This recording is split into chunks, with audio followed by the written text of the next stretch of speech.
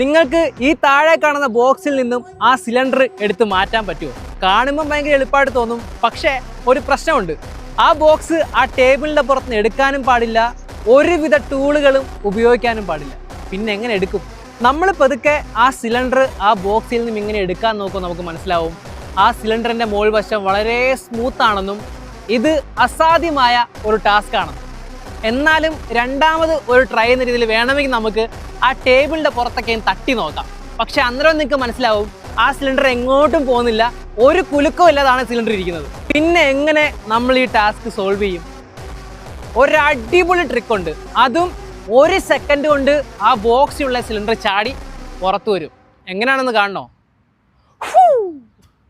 ഒരൊറ്റ ഊതൽ കൊടുത്താൽ മാത്രം മതി. വളരെ സിമ്പിളാണ്. നമ്മളൊന്നും ചെയ്യണ്ട, ചുമ്മാ ഒന്ന് ഊതി കഴിഞ്ഞാൽ ആ ബോക്സിൽ നിന്നും ആ സിലിണ്ടർ പുറത്ത് ചാടി വരുന്നതായിരിക്കും. ഈ പസിൽ കൂട്ടുകാർക്ക് സെൻഡ് ചെയ്ത് കൊടുത്ത് അവരുടെ തലയും കൂടെ പുകയ്ക്കുക, അവരെയും കൂടെ ഒന്ന് വണ്ടടിപ്പിക്കുക.